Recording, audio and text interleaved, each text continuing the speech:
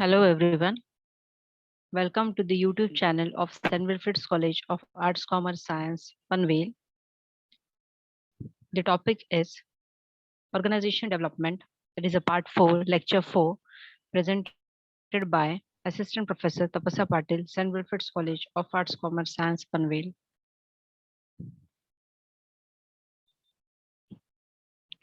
Now next we'll move with an organizational change. Meaning. Now what is organizational change? Organizational change refers to the actions in which a company or the business alters a major component of its organization. Yes, in which the action is taken on the organization in which the company or the business, which alters the major content of the organization, in which the system, the strategy which has been followed by the organization, the somewhat changes or updations or alterations has been brought in the organization, such as now exactly where, such as its culture, the underlying technologies or infrastructure it uses to operate or its internal processes. Yes, now where the changes can be brought, the alteration where it could be brought exactly. So it could be brought exactly in the culture of the organization, in the technologies, the various updated technologies would be implemented in the organization. That is the updation organization can go for, or infrastructure it uses to operate, or its internal processes. Organizational change refers to the process of growth, decline, and transformation within organization. Yes, now organizational change refers to the process of what exactly? It just focuses, it just goes with the growth, with the decline and transformation. Organizational change, a complex and confusing phenomenon or the process, it is much more complex than normal human behavior. Yes, it is somewhere complex. It is very much tough to adopt or to accept the change which has been brought in the organization. It is very tough by the human to accept it. Of course, the changes are always tough to swallow, tough to accept, we could say. So it is complex and confusing. Next, we are moving with organizational life cycle. Now you can see the diagram in which it is when the y-axis, you can see the small size and the large, how it has been explained. And on the x-axis, you can see the entrepreneur collectivity, formalization, elaboration. Yes. So we can start with the first is the creativity. Yes. Next, you can go with the provision of clear direction. Yes. What is the provision need to be done for the clear direction? Addition of internal systems. What the addition of internal systems which has been needed? Development of teamwork. Yes. What is the development of teamwork exactly? How the teamwork used to work for the development of the organization? And you can see in this creativity part, crisis need for leadership. Yes, in the creativity part, leadership is important.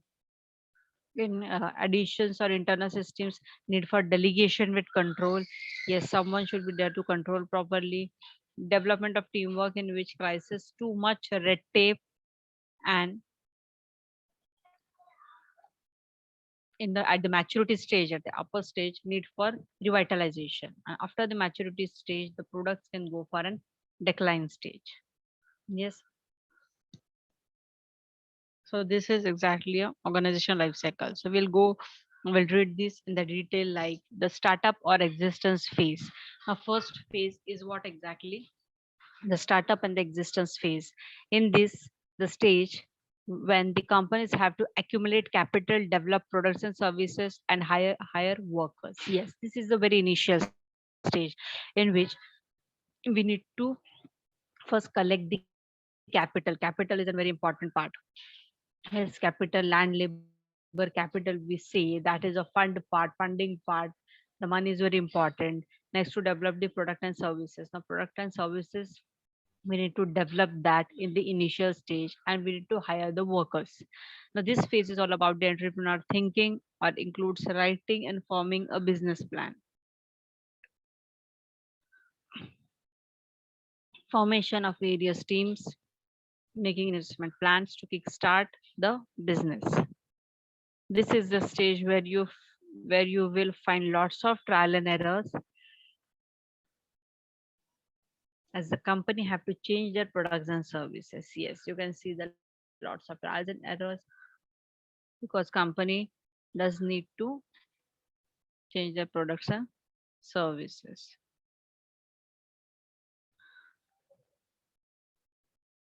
Next, you can see the growth and the survival stage. Growth and the survival phase is the second stage of the organization life cycle is the growth stage that is also referred to as the survival stage. It is the aptly named because at this point the companies are looking to solidify their roots, establish a framework, pursue growth, and develop their capabilities. The growth stage is crucial for an organization, and this is why it puts its onus on early product diversification and sales growth.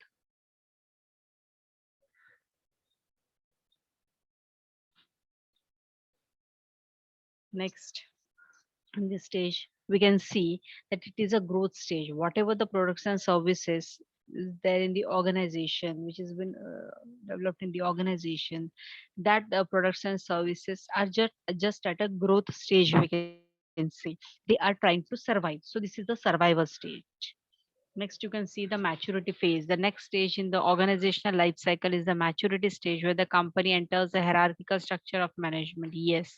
So this is the phase where the company is settled at somewhere and the product has been known.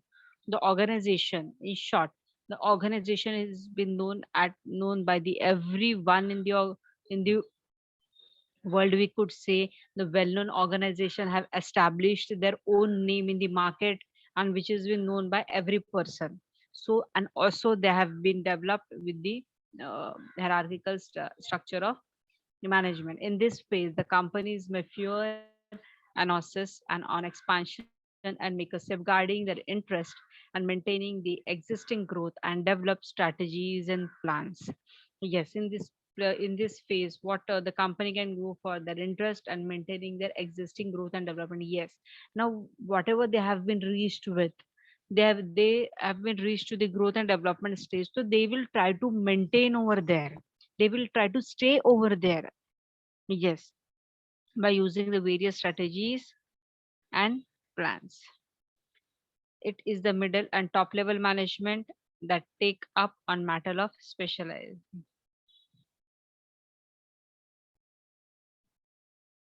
Next, we are moving with the renewal phase. The next stage is the organizational life cycle is known as the renewal stage. This is because at this point,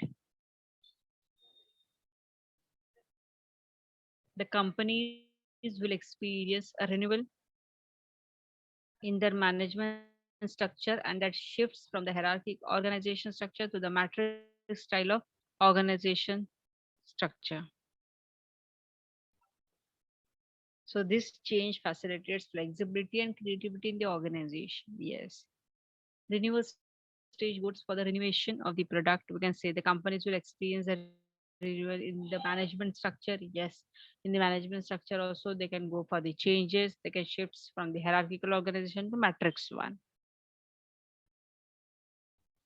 So this change facilitates flexibility and creativity in the organization.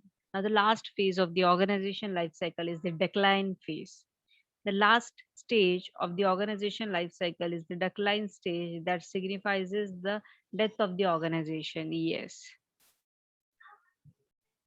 See, in this phase, organization is somewhat in the decline stage, somewhere coming down. This is identified by minimizing the sales figures and profitability in the organization. Yes.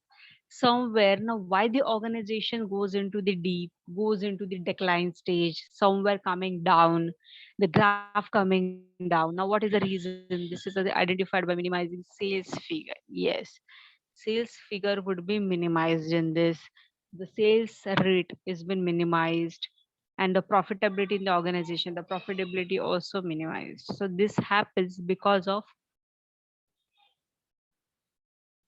market stagnation. This happens because of market stagnation, reluctance for risk taking, external challenges, and lack of innovation.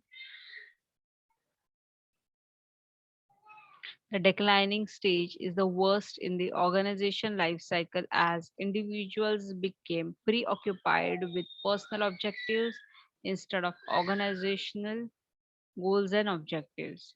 So, this slowly and steadily destroys the feasibility and functionality of the entire organization. See, now in the declining stage is the worst in the organization life cycle as individuals become preoccupied with their personal objectives instead of organizational goals and objectives. So these are the total 5 phases of the organizational life cycle.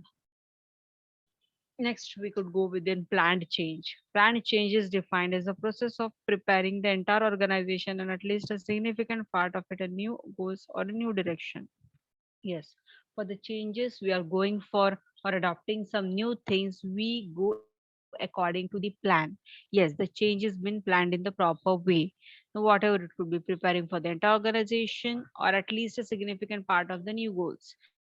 The direction can be the culture, internal structures, matrices, records, processes, or any other relevant and related aspects. Now, the direction can be the culture, yes, can be the internal structures, matrices, and records and processes. Change is constant, yes, and the best companies embrace change. Yes, change is always constant, and the best companies embrace changes. Not every change can be planned. Sometimes organizations face certain situations in which they have to adopt the change instantly. Yes, not every change is planned. It is right. Every change is never been planned. It is not mandatory that every change is planned, but the organization face certain situations they go for the drastic change, instant change. It is important to note that planning for the change and planning for innovation are not the same things. Yes, the planning for the change or planning for the innovation is not a same things. Innovation is the transformative process that requires significant change. Next, organization growth. Organizational growth is what? Growth is something for which most companies, large or small, strive. Yes, most firms, of course, desire growth in order to prosper, not just to survive. Yes, basically, many companies go for and grow just for not just for the survive. Organizational growth, however, means different things to the different organizations. Yes, there are different things of the different organizations. Indeed, there are many parameters a company can select to measure it growth. The most meaningful yardstick is one that shows progress with respect to an organization's stated goals. The ultimate goal of most companies is profit. Yes, the ultimate goal of most companies is profit. So, net profit, revenue, and other financial data are often utilized as the bottom line indications of growth. Other business owners, meanwhile, may use sales figures, number of companies, physical expansion, or other criteria to judge organizational growth. Now, what are the things can be considered? The business owners, what the things can be considered? They may also use these sales figures. Yes, as in considered for considering the growth, number of employees, physically expansion, and criteria to judge for internal organization, and other, any other criteria. Next, implication for change. Organizational development also increases product innovation by using competitive analysis, market research, and consumer expectation and preferences. Yes, organizational development increases what? Product innovation by using competitive analysis, the market research, and consumer expectations. Increased profit as OD aligns objectives and focuses on development, product service quality, and employee satisfaction are increased. Managing a successful organizational change can increase morale among workers and drive positive team building and job enrichment. Yes. Now, managing a successful organizational change can increase what the morale among the employees, and also to drive the positive team building and job enrichment. So these factors can directly and positively affect the productivity and the quality of the work while shortening production cycles and reducing cost. Yes. So these are the factors can be directly and positively affect the productivity and also the quality of work, which is shortening and the production cycles and reducing cost. So these are the implications for change. Thank you.